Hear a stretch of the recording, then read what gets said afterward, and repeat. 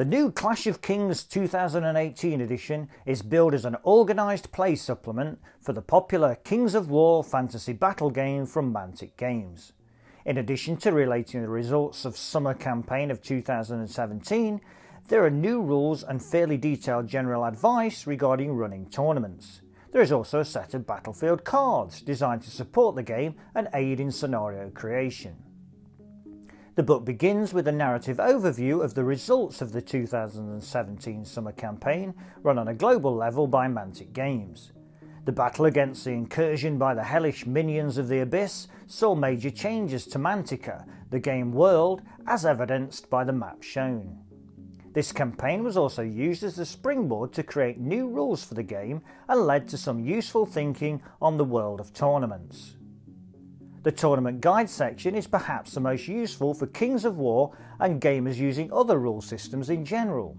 Essentially, this is a detailed guide to the creation and running of tournaments, from setting them up, the various style, the use of clocks, the Swiss system and how to calculate the winner.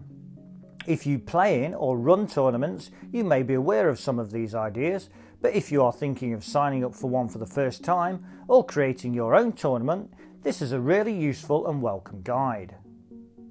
A number of new rules for gaming with post-campaign armies are to be found in the supplement.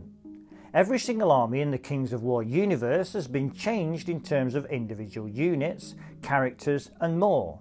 In some cases, units have increased their stats or gained new abilities, while others have seen a decrease in their capabilities or have lost key characteristics. One major change which came out of the 2017 Edge of the Abyss campaign was the use of formations. This rule has now been adapted for use by every race in the game. Basically, a formation is a set number and type of units that, when taken together as a formation, grants every unit access to special rules or abilities. These formations are listed under a series of headings and come complete with the number of units in each, their points cost and the rules that apply. This is also a handy way to build up an army, making the standard easy to use army lists even easier to use. For those looking for new units and models to add to their armies, there are a number of additions for some of the most popular. Cavalry, foot, war machines and characters are all here, complete with their stats, point costs and all the relevant rules for their use. These are all units which first appeared during the campaign and have now been added to the mainstream. There are also details on new artifacts, spells and scenarios that were added to the game as a consequence of the campaign. Again with full rules, points cost, detailed descriptions and interestingly, rules for using the scenarios on a variety of different size setups and the methods of calculating relevant victory points. Again, pretty much a complete guide to how to get the best from the scenarios on offer. Talking of scenarios, released at the same time as the book is a deck of battlefield cards, which is designed for use for those wishing to create a more random approach to game scenarios. Full instructions are included for their use, but basically players pick randomly from 3 distinct sets of cards entitled Objective, Strategy and Condition and use these to formulate their own personal gaming scenarios.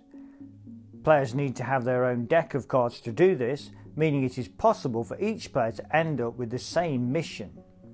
These are not only useful for Kings of War, but could be adapted for other rule systems.